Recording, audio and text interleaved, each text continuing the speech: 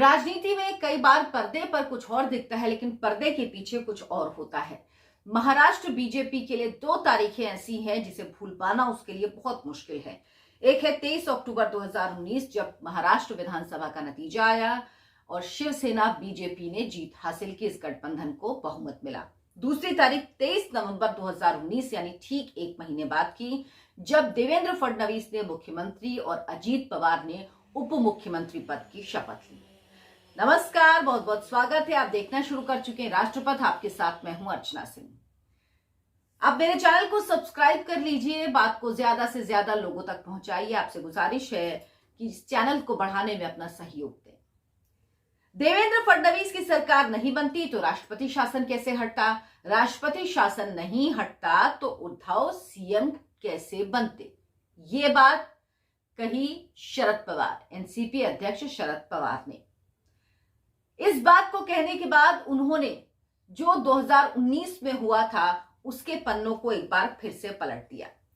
अजीत पवार, जो कि शरद पवार के भतीजे हैं, एनसीपी में बड़ा कद रखते हैं, उन्हें क्या शरद पवार ने ही बीजेपी के साथ जाने के लिए कहा था या अजीत पवार ने सचमुच बगावत की थी?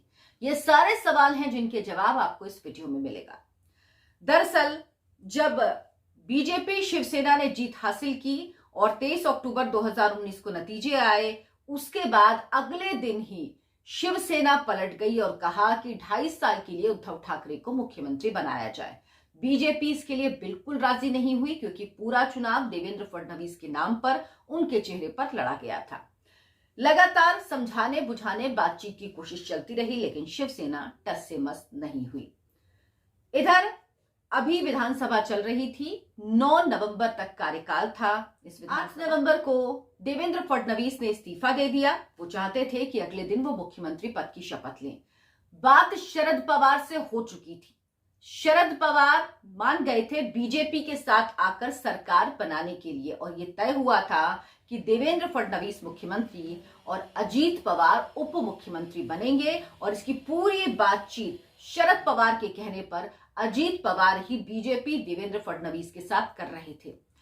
इसकी सबसे बड़ी वजह ये थी कि एनसीपी शरद पवार सरकार में शामिल होना चाहते थे, सरकार बनाना चाहते थे, लेकिन वो ये जानते थे कि कांग्रेस पार्टी के साथ मिलकर वो सरकार नहीं बना सकते। बहुमत का आंकड़ा उन दोनों के पास नहीं है। शिवसेना और कांग्रेस कभी साथ आएगी नहीं। शरद पवार को यह लगता था कि कभी कांग्रेस पार्टी शिवसेना के साथ नहीं आएगी, इसीलिए बिना तीनों के मिले सरकार बन नहीं सकती। तो उन्होंने सोचा कि वो बीजेपी के साथ मिलकर सरकार बना लेते हैं। लेकिन इस बीच एक नया खेल हुआ। अचानक सोनिया गांधी मान गई शिवसेना के साथ जाने के लिए। उन्होंने शिवसेना, कांग्रेस और एनसीपी की सरकार बनाने के लिए मंजूरी दे दी, हामी भर दी। अब शरद पवार को लगा कि बीजेपी के साथ जाने से ज्यादा फायदा कांग्रेस महाविकास अघाड़ी के साथ सरकार बनाने में है। इसकी बड़ी वजह वो जिस वजह से शिवसेना भी दो फाड़ हो गई। उनको पता था कि अगर वो महाविकास अघाड़ी के साथ होंगे तो वहां पर उनकी चलेगी, वो अपनी तरह से चीजें करवा पाएंगे। भले ही खुद शरद पवार सरकार में शामिल नहीं होंगे, लेकिन सरकार उनके अनुसार ही चलेगी। और ये शिकायत शिवसेना के नेता, जिन्होंने बाद में शिवसेना छोड़ा, शिंदे के साथ चले गए, एकनाथ शिंदे के साथ, और अब वही शिवसेना असली शिवसेना है। चुनाव आयोग ने घोषित कर दिया है, निशान और नाम दे दिया है। विधायक लगातार शिकायत करते रहे कि हमारे काम नहीं होते, हमारे काम जानबूझकर रोके जाते हैं, हम अपनी विधानसभा में किस मुंह से जाएंगे वोट मांगने के लिए। तो ये जो सुविधा थी या ये जो आसानी थी, ये शरद पवार जानते थे कि कांग्रेस और शिवसेना के साथ ही नहीं मिल सकती, बीजेपी के साथ ऐसा कर पाना संभव नहीं है। तो जब उनको दोनों में से चुनना था तो उनको फायदा महाविकास अघाड़ी के साथ जाने में लगा। दूसरी तरफ अजीत पवार पूरी बातचीत कर चुके थे। शरद पवार के ही कहने पे ये ध्यान रखना जरूरी है, बीजेपी से और सब कुछ फाइनल हो गया था। लेकिन शरद पवार ने कहा था कि 8 नवंबर को जब देवेंद्र फडणवीस ने इस्तीफा दिया, वो अगले दिन शपथ लेना चाहते थे, लेकिन शरद पवार ने कहा कि वो इतनी जल्दी नहीं चाहते कि दोनों मिलकर सरकार बनाएं। वो चाहते हैं थोड़ा माहौल बने। वो महाराष्ट्र में 15 दिन यात्रा करना चाहते हैं। तब तक राष्ट्रपति शासन अगर लग जाएगा तो बेहतर होगा। वो लोगों को समझा पाएंगे कि क्यों एनसीपी और बीजेपी साथ आए हैं। महाराष्ट्र में एक स्थिर सरकार की जरूरत है और इसी सरकार को बनाने के लिए वो बीजेपी के साथ आ रहे हैं।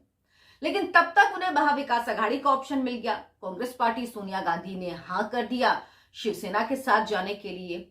अब शरद पवार ने अजीत पवार से कहा कि वो बीजेपी के साथ नहीं बल्कि कांग्रेस और शिवसेना के साथ जाएंगे।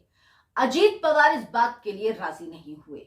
उन्होंने वाकई जो तस्वीरें आई थी 23 नवंबर की सुबह 8 बजे से पहले ही तस्वीरें आ गई थी राजभवन की, जहां पर देवेंद्र फडणवीस ने मुख्यमंत्री पद की शपथ ली और अजीत पवार ने उप मुख्यमंत्री पद की शपथ ली। रातों रात सब कुछ तय हो गया था। उस दौरान मैं खुद स्टूडियो में थी। मुझे भी समझ में नहीं आया कि आखिर ये क्या हो रहा है, क्योंकि एक तरफ शिवसेना, कांग्रेस और एनसीपी की बात चल रही है और दूसरी तरफ अजीत पवार बीजेपी के साथ मिलकर सरकार बना रहे हैं, बगावत कर दी। मेरे मन में भी ये सवाल था कि क्या वाकई ये संभव है कि अजीत पवार शरद पवार से अलग हो जाएं, उनसे बगावत कर दें, या अजीत पवार जो कर रहे हैं उसकी जानकारी शरद पवार को हो ही ना। ये कैसे हो सकता है, ये मानने के लिए कोई भी उस वक्त राजी नहीं था। लेकिन बात कुछ और थी जो मैंने आपको बताई। अजीत पवार ने बगावत की और बीजेपी के साथ आ गए, लेकिन 3 दिन बाद ही ये सरकार गिर गई। सिर्फ 3 दिन की सरकार बनी थी ये। सुप्रीम कोर्ट की तरफ से कहा गया कि अपना बहुमत साबित करें देवेंद्र फडणवीस, लेकिन अजीत पवार साथ छोड़ चुके थे। अजीत पवार के साथ छोड़ने के बाद देवेंद्र फडणवीस के पास कोई रास्ता नहीं था मुख्यमंत्री पद से इस्तीफा देने के अलावा। अजीत पवार वापस शरद पवार के पास चले गए, जो कि होना ही था, क्योंकि वो लंबे समय तक उन्हें नाराज नहीं कर सकते थे। और उसके बाद महाविकास आघाड़ी की सरकार बनी। आप सोचिए, इतनी बड़ी बगावत की अजीत पवार ने, लेकिन शरद पवार ने अजीत पवार के खिलाफ कोई कदम नहीं उठाया, कोई एक्शन नहीं लिया। वो वापस गए और उनको उसी सहर्ष तरीके से स्वीकार किया गया पार्टी में, गठबंधन में। तो क्या ये बिना शरद पवार की मर्जी के, बिना उनकी किसी जानकारी के संभव हो सकता था? बिल्कुल नहीं। तो कहानी यही थी कि पहले शरद पवार खुद आना चाहते थे, बाद में फायदा देखकर वो कांग्रेस और शिवसेना के साथ चले गए, लेकिन अजीत पवार आ गए। अब ये बात निकली जब शरद पवार ने कहा कि देवेंद्र फडणवीस की सरकार नहीं बनती तो राष्ट्रपति शासन कैसे हटता, राष्ट्रपति शासन नहीं हटता तो उद्धव सीएम कैसे बनते। लेकिन अब देवेंद्र फडणवीस ने कहा है कि फिर शरद पवार ये भी बताएं कि राष्ट्रपति शासन किसके कहने पर लगा था, क्योंकि राष्ट्रपति शासन शरद पवार के कहने पर ही लगा था। वो चाहते थे कि कुछ समय बाद बीजेपी और शिवसेना की सरकार बने, शायद वो एक कूलिंग पीरियड जिसे कहते हैं वो चाहते थे। और उस दौरान वो चाहते थे कि लोगों को मानसिक तौर पर तैयार करें, अपने कैडर को भी उनको कन्विंस करना होगा कि क्यों वो बीजेपी के साथ जा रहे हैं। तो राजनीति में पर्दे के सामने जो कुछ होता है उसके बहुत कुछ पर्दे के पीछे भी होता है। लेकिन जब आप इसको देखते रहते हैं, बारीकी से समझते रहते हैं, नेता क्या कहते हैं और क्या करते हैं और उसकी टाइमिंग क्या होती है, अगर ये कड़ियां आप जोड़ लेते हैं और उनके बयानों को समझने लगते हैं तो ये आकलन करना बहुत मुश्किल नहीं होता है। अगर आपको मेरा वीडियो पसंद आया हो तो लाइक करें, शेयर करें और मेरे चैनल को सब्सक्राइब जरूर करें। बात को ज्यादा से ज्यादा लोगों तक पहुंचाएं। नमस्कार।